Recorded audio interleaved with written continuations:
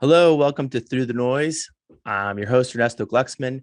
If you looked at your furnace, whether it's powered by natural gas or oil, it generates a lot of heat. What if I told you that there's a way to capture electricity from the heat in your home without a weird contraption like a steam turbine? My next guest has that technology, that exact solution. It's fascinating. Let's get started with the show.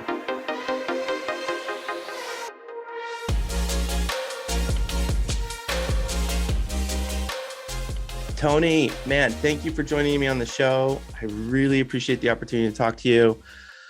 I came across your company. I should start with Dr. Tony Pan, right? Oh, please don't call me that. Please, you're a doctor. If you have a PhD, you went through the crucible of getting that thing. We should refer you as Doc. So Yeah, you're the CEO of Modern Electron, degree out of Harvard, right? In physics. Is that right? Is that that's right. Trained as a physicist. okay?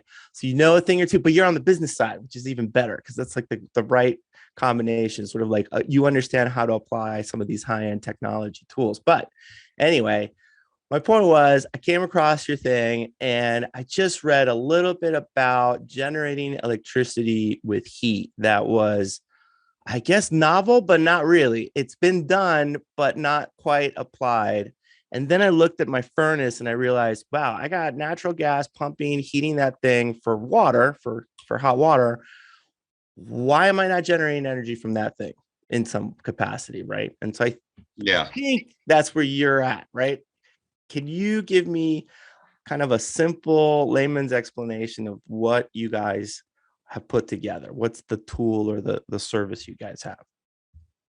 thanks. First of all, great to be on the show and thanks for inviting us. But I think best way to describe this is to flesh out what you've talked about earlier regarding your furnace, which is this idea that, okay, the furnace sits in your basement or garage, works well, but something's wrong, right? When you think about it, because you're paying for natural gas, a very valuable fuel. You probably intuitively know in a power plant, when you're paying for the natural gas and power plant, they use it to produce electricity, which is way more valuable than producing heat. In fact, economically, if you do the math, it depends on where you are, but electricity tends to be 3 to 5 times more valuable than the heat. So obviously in a power plant, you use your fuel, you burn it, and you'd be producing useful electricity from it that'd be more valuable. You're paying for the same bloody fuel at home. Why aren't you getting the more economically valued product out of it? And this is going on in hundreds of millions of buildings worldwide, right? And really, Modern Electron is a technology company on energy. And what's known in this sector is that the reason why you don't produce power in your homes and buildings and furnaces is a technology gap. The problem is that, sure, we have capability of producing useful electricity from fuel, but the way we do it is the century-old invention called the steam engine, right? It started the Industrial Revolution. In fact, the steam turbine, the modern device from the steam engine, that was invented 130 years ago and still produces 80% of all electricity on the planet. And it works very well. There's nothing wrong with a power plant. The issue is if you've seen one of these steam turbines, you can't scale them down. You can't shrink them. They do not work anymore when they're small. And that's why you can't put a steam turbine inside your furnace inside the home.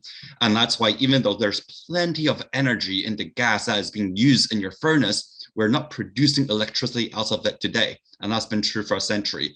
And so producing a new technology that can actually utilize that energy from the fuel you're using in your furnace at a very small scale and form factor and producing electricity out of it, that's what Modern Electron has cracked.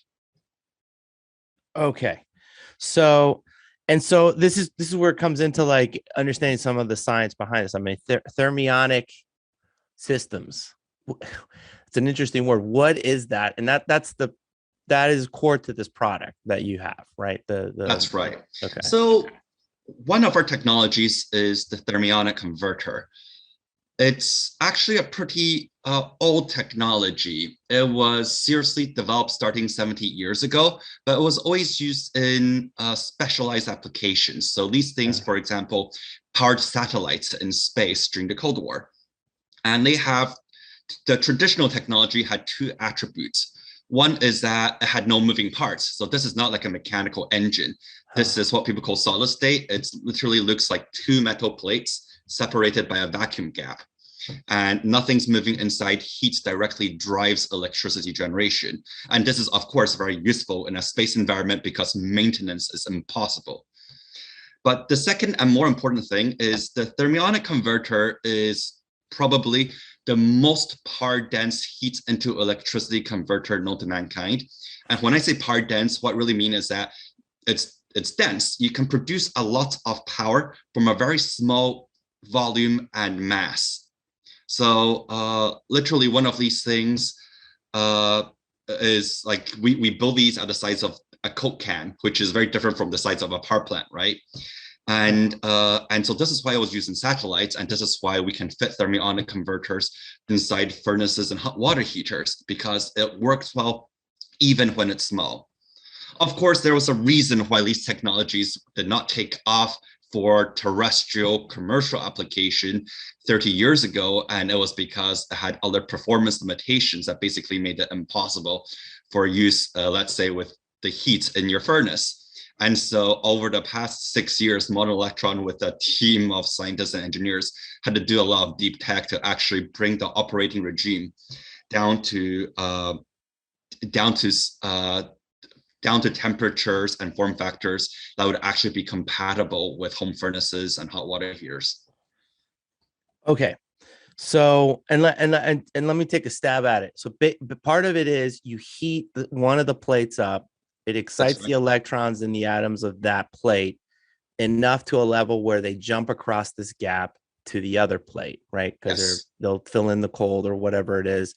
And that jump is what creates the current that you can capture electricity from, right?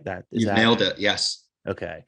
So that's okay. And it makes perfect sense in a satellite. I can see it. No moving parts. It's up in the air. You're not going to send an astronaut to replace whatever mechanical or steam turbine or gunk that you have to scrape off if there was powered by any other means, right?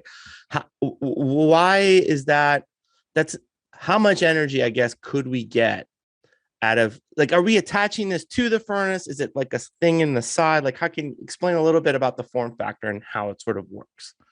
It's inside the furnace. Okay. So to generate the most power from the heat inside the furnace, you want to be close to the high temperature flame. Okay. And therefore, this is something that would be built inside your heating appliance. Basically, so the good thing is that from a homeowner's perspective, this really comes in when you're replacing your heating appliance. And from the outside, there's no difference whatsoever. There's no extra form factor, no extra maintenance, no extra footprints, no extra noise, nothing like that. It just looks like a normal furnace, except that there's magic inside now. It's almost like an Intel Inside model. Okay. But it's not magic. It's like you're just sort of slipping in the part where they're boiling the water to keep get hot water from the gas. You're also slipping in some kind of metal or conducting aspect to this metal plate that you're heating to generate the electricity, right? Are you losing anything in the hot water heating process to make the electricity, or you're just like taking advantage of heat loss that was going to be there anyway because it's not being used now? Basically, the combined efficiency for this type of plate is 100%. Well, close to 100%. You can never actually get there. There's always some loss, right? But the key thing about doing this is what is called combined heat and power, meaning that we're only turning on when you're using your heat most of the time. And that means all the heat that is not converted by the thermionic converter is still used to heat your home. So all outputs of this process is being used, which is why the efficiency is so high. To give you a contrast, right? The irony about this whole energy system is that so obviously we need a lot of heat in our homes. About 50% of home energy use is heat in the USA. In Europe, as a continent, they're colder. You may have heard like some of the issues with like Putin and gas. And it's because Europe uses a lot of gas for heating because it's cold. 80% of home energy in Europe is heating. And the irony, so we need a lot of heat in our buildings. A power plant, right? Like your big gas power plants or nuclear power plants on the grid, actually it starts by just using their fuel. Even nuclear power plant, at the end of the day, they kind of burn their nuclear fuel for fission. All it's doing is generating heat, and then they convert that heat into electricity. But the average efficiency of that is about 1/3, meaning that about 1/3 of the energy from the fuel gets converted into electricity. 2/3 of it remain as heat, which of course is useful to human civilization. However, all that 2/3 of heat being produced at power plants is currently wasted because heat cannot be transported long distance. And therefore, all these power plants far, far away, they're producing a lot of this heat, which we want, but there's no way to transport to any significant distance. So they just dump it into the atmosphere. So the cool thing about what we're doing by essentially enabling distributed generation of heat and power is that since we're right next to the user, right? For example, your furnace in your home, both the heat and electricity being produced from the process can both be used. And therefore, from a system standpoint, that's way more efficient. Okay. Now you got to forgive me because I'm going to ask like the most basic question probably that you might get. Why aren't the power plants using thermionic efforts or technology to generate electricity? Or maybe they are. I don't know. Bluntly and honestly, it's because at their scale, steam turbines work great, and in fact would be better than a thermionic converter. But it's almost as if if you think about it, because steam turbines work better when they're bigger, this is how we ended up with the hub and spoke model of electricity generation. So initially, when they only had steam turbines and they ended up being very efficient at very large scale, you would then want to build a very large power plant. But now this power plant is at the 100 gigawatt scale, which means necessarily it needs to be powering like a bunch of towns and cities. So you site it in like the middle of nowhere and build hundreds of miles of transmission lines, like electricity where it needs to go, and you're wasting the heat, right? And if that power plant is at the same location and you put thermionic converters, technically we wouldn't help because we still wouldn't be able to transport the heat. What's really going on is that we at the same time are using all the fuel to heat our homes. And it's also where we need electricity too, right? So now if you can actually produce heat and power on site, then it's a lot more effective and efficient. So for the on-site aspects of heating the home, because the purpose of heating, like for fuel oil or natural gas, we went through the trouble of creating the tanks for the oil or bringing the natural gas cable. That's all been done because you got to get the heat, because you got to keep your home warm. But in that moment, we have this missed opportunity that if we could just stick a couple of plates to collect some of those electrons, we could use some of that power in the home as electricity, thus reducing our reliance on a brittle grid that we have at this point, right? That's exactly right. Okay. And it's a fun point, right? There's a bonus additional benefits of our technology that honestly we weren't even paying attention to a few years ago. Because we're a clean tech company, our goal is to use this technology to drive efficiency. We like efficiency because it saves money and reduces emissions at the same time, right? We like to say it's negative green premium, which means you literally, you don't have to pay more to become more sustainable. In fact, you save money. But you talked about the brittle grid, and it was only about 2 years ago that we really started realizing how important this was. So there's another big irony with heating systems in the USA. So the natural gas grid is about 300 times more stable than an electricity grid. But when you lose your electricity, you lose your heat anyways.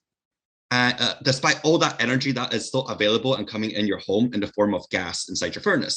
But the issue, of course, is your furnace or hot water heater, it needs electricity to run. So one bonus of our technology is that because we're producing electricity from the heat in your furnace, it can power itself, which means that even in a blackout, you won't lose your heat. And apparently 9 million homes in the last year lost heat for more than like 24 hours due to a blackout in the last winter season alone. And you probably remember about a year ago, there was a big Texas freeze out. Like I think between 100 and 200 people died because of this heating issue. So Yes. one extra thing we'd be able to prevent. Okay. So let me just bring it back to a little bit of the scary times we're living in because of the war in Ukraine and the global reaction to what's happening over there. There's been, I think there was like a 60 minutes report or review that the grid is also fragile in, for certain types of attacks. You wouldn't need to do too much damage to too many substations to knock out like an East Coast or West Coast part of the grid. You can really cause a lot of damage. So it's pretty exposed. So it's like we're learning that there's more risks to the grid than we think, even though from 90%, 95, 99 point, whatever, we always get electricity from here in the US from our grid. So it kind of brings into this thought process of like, oh shit, maybe I need to go get a generator just in case something were to happen and we're like days away or longer from getting power back on, right? Hurricane Katrina is a good example, natural disasters and so forth. But I had a friend who mentioned, hey, if you want to do it right, you may want to think about putting this technology into capturing electricity off the natural gas that comes from, there's a different type of technology, but this could be one of them. That's right. So generally, I'd categorize us into many distributed generation solutions, right? We have a very novel one, but actually, if you think about resiliency, so the internet was famously seeded by something called ARPANET, which was sponsored by the Department of Defense. And one of the reasons behind it is this idea that, hey, like in that terrible scenario, for example, war, you don't want a centralized hub and spoke model. It's very fragile. You want basically every computer and server to be able to communicate with each other through this distributed web. And so you have no central points of failure. So now there's a similar transition going on in energy, right? And I don't want to oversell, like Modern Electron is part of many solutions that complement each other. For example, if you have some home solar during the daytime and summertime, you're going to have more resiliency, even if the grid craps out. Of course, like the fun thing that we think about is solar is great if you live in the South and it's daytime or summertime, you have a lot of solar. It's a phenomenal solution, but what do you do about the other times? Well, it turns out when you use heat, right, it tends to be more like nighttime, wintertime. It's like inversely correlated in terms of time and location with solar, which means that we kind of complement each other.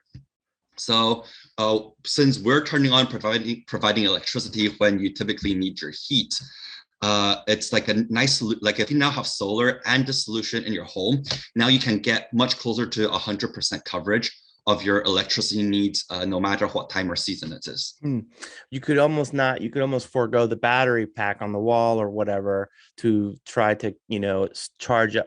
Because I thought about, okay, I want solar panels on my home, but that's not really a complete enough system for the very reasons you mentioned. If I'm not able to then somehow store the energy or get other energy when it's cloudy or nighttime, right? It's only like a small piece of that puzzle. And then you start to wonder, well, that adds to the cost. But essentially, this is super attractive to me. Now, I got to ask, okay, let's say I put one of these, what do you call it? I don't even know what your product is called. Sorry. It's a box, right? It's a kind of a box, or it could go in you said it can go in the water here. There's just probably a couple of ways this could work, right? Yeah.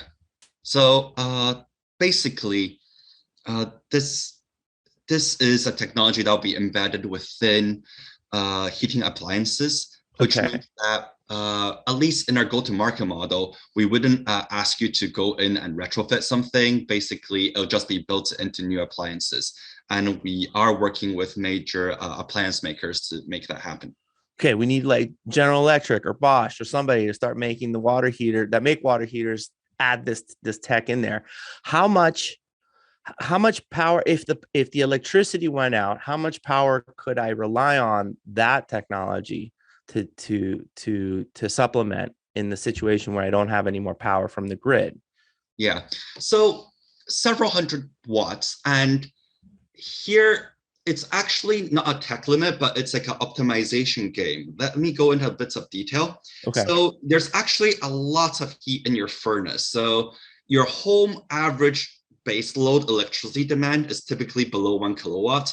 It spikes higher when you turn on your hair dryer and stuff like that. But generally, your base load is below 1 kilowatt. Okay. And the nameplate capacity for most furnaces, it depends on the size of furnace, obviously, you'd buy for home. But think nice round number as a US average, think it's about 30 kilowatts of heat. So there's a lot of energy within the gas. But here's the thing. So, kilowatts of heat per hour. I mean, just trying to get like for the day. I'm sorry. I'm just that part. I'm still working through. Oh, it's kilowatt. So it's already normalized by time. By time. So, yeah. What's the time frame? What is the time frame with kilowatt hour per hour? 30 kilowatts would be basically 30 kilowatts hour per hour. Hour per hour. Okay. So yeah. I'm using, okay. So the base load is around under a kilowatt for my home per hour, but I can generate, or at least the heat that's in the over 30. Yes, it can be about 30. Okay. But that doesn't mean you want to build your Thermionic Converter much larger, right? This is the tricky part. So if you wanted to, for example, power your home across any situation, even if you turn on your blow dryer, then you probably want to put in enough generation capacity for a few kilowatts, right? Several kilowatts. In fact, I think if you went and buy like a backup generator, most of them are between 5 to 10 kilowatts because they want to be able to service your highest load. Right. So you don't blow a fuse, or I mean, you don't, you burn out. Okay. But that's resiliency, right? On the other hand, if you want to save money, then it becomes a bit tricky because you don't need to deal with peak load necessarily. You want to that's just right. So if you put like 3 kilowatts of electricity generation inside your furnace, just like what people do with their solar panels, then you realize that to make the economics work, you basically have to sell electricity back to the grid a lot of times, right? Because most of the time you're just overproducing. As it turns out, like the trend for that market is that you're going to make less and less money by selling electricity back to the grid. Because the grid doesn't want it. They don't want it. They want you to pay them for it. They don't want to pay you for it, right? Yeah. So I mean, like that's not a great situation. I think we need to get the utilities to play ball, but that's the reality of the situation. Which means when you're buying solar panels, in some sense, you've bought excess capacity for the solar panels, but a lot of them aren't being monetized properly because most of your electricity is going for low value, sold back to the grid, and only the part that's offsetting what you're buying from the grid, only that's high value. So when we do that math, right, we end up thinking, okay, it probably makes more sense to just have the Thermionic converters produce less than a kilowatt so that all of the electricity is being used in your home. Being used in the home and not worry about the peak load that would have happened. And then let's say you save money over time because of that, you can then have your fancy generator on the side because you saved a bunch of cash. Yeah, or like you have a small battery now, but the battery doesn't need to be that big. Got it. So what the hell? Why aren't we adding this thing into each of these furnaces, the new furnace? Why in this like furnace plus or something at this point, you know? Well, I like to think the world was waiting for the right technology to be invented. And that was really hard, right? We're a team of 50 people at this point. And we talk about the 2 metal plates, hot side, cold side. Heat just drives the electrons across. Very elegant, simple solution. There were a lot of grand challenges that need to be solved for this to actually be effective. I can go into the tech details if you really want to nerd out, but it was pretty difficult. Fortunately, we achieved those breakthroughs. We have 40 patents.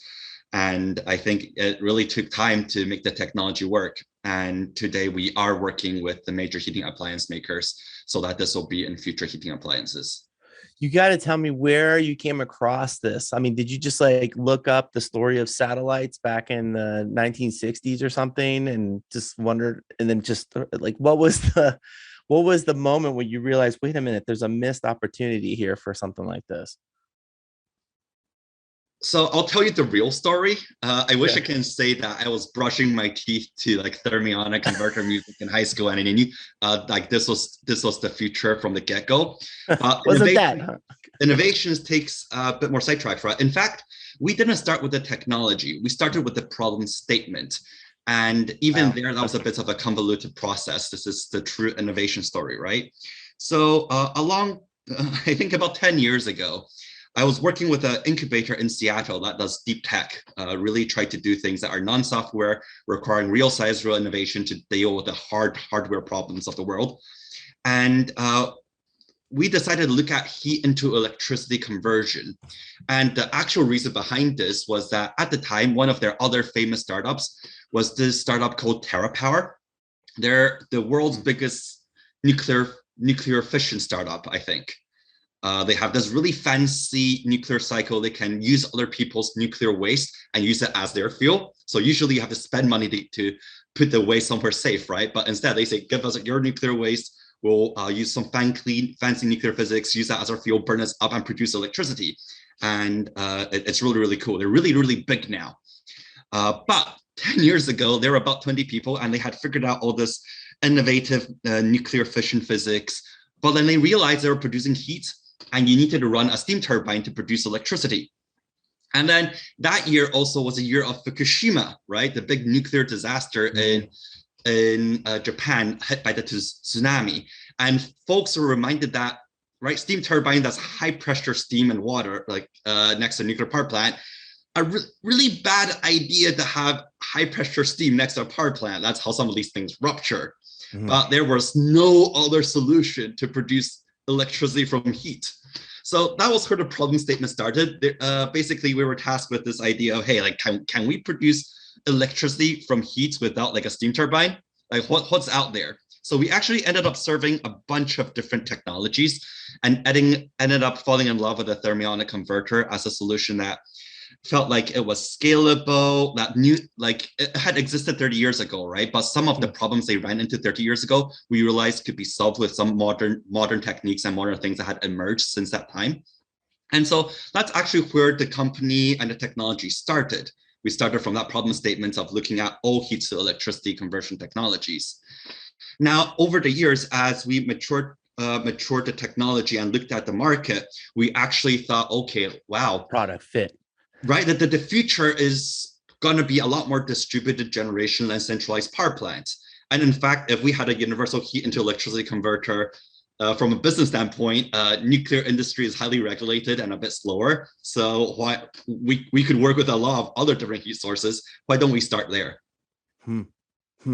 Exactly. Wow. That's kind of that's the meandering work of research. Just over time, you stumble upon where the next possible fit, and then it's a matter of figuring out form factor, how can I get it small enough, production, designing. Like you can almost, I think it's Elon Musk that said design is easy, the easier part of anything, right? Coming up with the idea, it's in the implementation that's the challenge for anything. However, what's amazing to me when I was looking up, and I talked about this on the show because I've been looking at the Tesla story for a while, was I happened to learn that battery cars were around in the 1908, 1902, something like that, something crazy, like so long ago, this technology existed. And it seems like here's another one of those sort of like, oh, somebody did think of this, thinking of heat and thinking of what it could be used for and how you could capture some of that energy. And here you are 30 years later implementing it. What has been like can you give us just a little bit of an insight of a breakthrough component, or like, I would assume it's part of the metal, or how close you can get the two metal plates to generate the heat? Like what has been an area there Yeah. of I'll talk improvement. about one of them to give a sense of how these innovations happen. Honestly, we already knew there were like two grand challenges you had to solve, which we have solved, but there was a lot of other peripheral challenges that had to be tackled as well. And yeah, so it's been a long journey with a lot of innovation. It's super multidisciplinary. There's like thermal, electrical, material science, plasma physics involved with a thermionic converter. We have scientists across all different disciplines working together, which is actually pretty fun. But let me give you like one flavor of the problem we had to solve, right? Okay. So two metal plates, one hot, one cold, electrons get excited by the heat, jump out of the hot metal plates, cross this vacuum gap, get collected on the cold metal plates. The cold metal plate literally charges up, right, and builds up a voltage because now it has extra electrons. So now if you connect the two plates with a wire, the electrons move from the cold metal plate through the wire back to the hot metal plate. That's how you go from heat into electricity. One of the steps that seems simple, but actually is really, really hard is the electrons crossing the vacuum gap between the two metal plates. The reason is that when the electrons are in this gap, electrons are all negative, right? So from junior high school physics, like repels like, negative repels negative. So while the electrons are in this plate, they see all these other electrons around it, and it's like, I hate you, right? Like we're all repelling each other. And so think the electrons are squeezing each other out, and therefore you can only get a limited amount of electrons in the gap at any moment in time, because any new electron coming in will see a cloud of electron ahead of it, feel the repulsive force from all those electrons, and get pushed back. This is a huge issue. Right, this is literally, if you don't solve this issue, the difference in current density, it depends on the gap distance, but it's like your current density will drop by a factor of 1,000. This is called the space charge issue. Like it just stops you. Yeah, it just stops you. So essentially, one of the, I'm not going to give away the secret sauce of how we solve it, but it comes down to the fact that you want some positive charge in your system, right? You want some positive charge to neutralize the negative charge and pull things along, except for the fact that if negative hits positive, then they recombine and you lose the positive charge.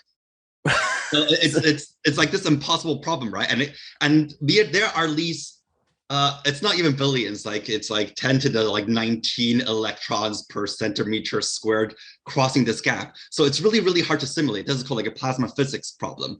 So we are, for better or worse, a very generous supporter of Amazon Web Services, because we've written tens of lines of code on what is called like particle in cell plasma simulations, literally simulating like hundreds of millions of electron particles with positive charge and how they evolve every picosecond to come up with solutions and model these systems across time. And our models are super accurate now, but this was impossible 30 years ago.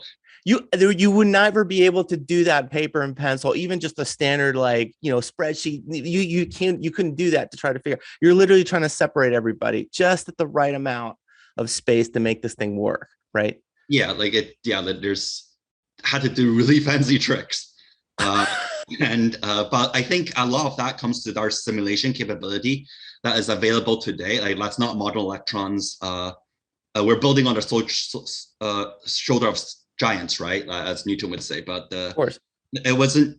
And there was a bit of like the science knowledge that has improved in plasma physics, but another huge part of this is just the sheer amount of compute that is available now. Oh my God! So that's why it's the right time for something like this. That's why you're getting funded and giving a go, right? Where are you guys? You've been at this 6 years, I think. Yeah, that's right. Founded November 2015. Where are you now on the business side? Like you're talking to some, this is licensable technology, right? This has to be implemented into the products. Yes. Right. Yeah. Okay. So all I say is like, we have partnerships and they're going well. Fingers crossed. All right. This is amazing. So the day I walk into Home Depot and I see one of these furnaces that are like furnace plus something, I don't know what it's going to be called. I'm hoping it'll be you guys that'll have that technology that's been built in there. I'm sure that involves then, retrofitting homes on some level, right? Having to create, what does it look like a little bit? Probably just whatever it is you you normally would do for putting a solar panel set up on your home, you would have to do something similar for this, Yeah. right? We think it'll be a lot simpler. Okay. So, first of all, most people tend to replace their heating appliances like furnaces when the last one breaks. Unfortunately, that's the case. And usually when that happens, you call like a plumber, a contractor, and they come in and replace a furnace for you. Most purchases happen through that. So a lot of our product will just come through that channel since we are partnering with all the with major companies in this area. And then actually in the USA, product number one will be we'll think be basically this blackout proof self-powering furnace, which means that it literally just looks like a standard furnace. You don't even need like an electrical cord to your panel anymore, since it's self-powered. Maybe you still do that because you want some redundancy, but there's literally no additional install. So it's way simpler than a solar panel. This is like the exact same install as a furnace. Right. No one going on a roof, no one risking any of that, not to have to pull permits, that kind of thing. Exactly. Just super simple drop-in solution will fit in most homes, no retrofit, cheap, no extra install costs. And that's what we're aiming for. Oh my God. Wow.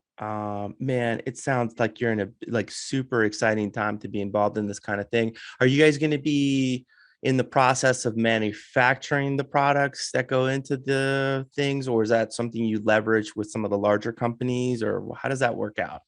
Or is it all open for discussion? A bit of both, but yeah, like we will be doing some parts of the manufacturing ourselves to basically there's also magic chemistry secret sauce that makes this work. So we want to maintain a trade secret. But the good news is that most of the technology can be contract manufactured. So we only really want to manage like the last few steps, chemistry injection and stuff like that. Otherwise, most of this is like can be mass manufacturable through vendors. And the housing, the case, the tools, whatever that. But then the last bit that's got the magic in it, you guys keep. And that's what's going to keep it low cost. Right. Oh my God.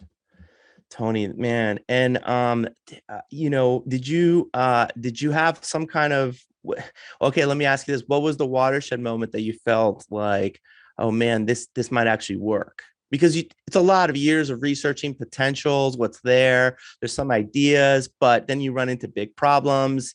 I'm sure there were lots of ups and downs, the sense of like, am I taking all these people? I mean, it's you have a small team, but these people's lives they're putting their faith in you. And it's like, it's a lot of the burden of responsibility just keeps growing. But did you have a watershed moment where you realized, holy crap, this can really work? I can actually see the light at the end of the tunnel here. So I think if I had to identify a single watershed moment, it was that feeling of product market fit, right? Like when we talked to many different companies about this, and there was like real excitement, and eventually getting to commercial agreements. That was, I think, the biggest holy moly moment. But honestly, throughout all this time, as with any development, there was a lot of big victories along the way, right? You have a list of the risks and challenges you have to solve, and every year you get a few more off the list, and you make progress. And I think that's practically what has sustained us for so long, right? Knowing the science, knowing the challenges, having a good systematic plan to tackle this, and knowing that all these challenges, we're able to solve them year after year. And I think at some point, some of these challenges honestly look crazy hard, and we don't really know what's going to work beforehand. But I think over the years, our team has also built a lot of confidence because we've just been able to like slay these technical dragons one after one, and that's given us a lot of confidence in our team. And I do want to say, right, like I feel like it's kind of weird to start up ecosystem. Like we all talk about Tesla and Musk, but it's like Musk like a single person. Like he didn't build like so I really want to give a shout out to our team. Like we really do have a phenomenal team, lots of like true geniuses. In fact, like you mentioned, right, like now I'm like a business person, and it's because my co-founder's the smarter one, so he's the CTO, which is a more important position in an organization like ours. And I get to be the CEO and just. That's what I'm talking to you. He's actually busy. Yes, that's right. Right. But it's not just us co-founders, right? It's the entire team who had to make all these technical miracles happen. It was not a smooth path. There was a lot of like ups and downs and figuring out things and weekends and nights, right? And I'm very grateful for our team for having taken us this far. Yeah, I mean, insight comes from inspiration. Insight can come from anywhere, right? And the hard part is sometimes is just getting enough of the right people together, focused on the right problem set long enough and get close enough to it. That's the opportunity you're looking for. I bet that first commercial agreement was a major celebration, but then you realize you need probably more to actually make the business viable, right? So this can't be the first sale is always exciting, but you realize, oh, I really am now, digging myself into this spot where I better deliver further, right? So, and over time, I think the confidence is, I wonder, you have solved, sounds like, some incredibly difficult, way beyond I could ever comprehend challenges, but it brings you into new challenges that you've never seen before, that might not never been, you never held the title. I'm sure financial challenges, and how do you market this, and how do you reach out to, like, all that stuff. Never mind the science, just all of that other stuff that I think you should, pat yourselves on the back that you've gotten this far, because that is not easy to do. That is not that. I'm going to get a little emotional because I'm reflecting back on our business. It just takes time, and then dedication, and and some effort, and I guess a leap of faith at every step, that you'll find a way, one way or the other, right? So I commend you, Tony. If your partner was here, I'd commend him, and of course your entire team there that you've developed. This sounds like a super intriguing. Do you walk around the day wondering, oh, why we're wasting heat in that thing, or that other thing's got heat generating? I wonder if we could stick one of these things in there. Do you just strictly focused on what you got in front of you right now? We we definitely wonder. There's a lot of applications for our technologies, and in fact, with the team this creative, with, again, just so many disciplines coming together, we have in fact invented a different technology about 2 years ago for clean hydrogen production. And so in fact, I would say one of my challenges as the figurehead, the leader of the company, is decide what to focus on. We need to focus. There are, we have customers waiting for us. We need to deliver. We have almost too much IQ on the team, too many cool opportunities. But if we do all of them, we will not be good at any of them. So actually whittling down the list, I think, is a harder part for our organization like us. Ooh, problems many wish they had, right? That sounds awesome. Dr. Pan, thank you. I really appreciate it. Please, let's keep in touch and do this again. I'd like to see where you guys go, maybe in a year, see how you're doing. And thank you for sharing a little bit about the story of Modern Electron. If somebody wants to find out, what's the website? It'll be linked on the show notes, but what's the website for anybody that just happens to be listening? Literally www.modernelectron.com. Modern Electron. That's easy. That's a great domain name. So thank you, Tony. Appreciate it. Thanks so much for having me on the show. Love this conversation. All right. Take care. And everybody, thank you for listening. And yes, I could use some help on the YouTube. If you could drop comments or link or whatever everybody does there. Thank you so much. Take care. Bye. Visit throughthenoise.us for more episodes and subscribe to our newsletter. This show is produced by Through the Noise Consulting, uniting external communications and internal IT functions to ensure data and privacy are protected while creating innovative communications platforms. Want to start your own podcast? We can help. Visit getthroughthenoise.com to learn more.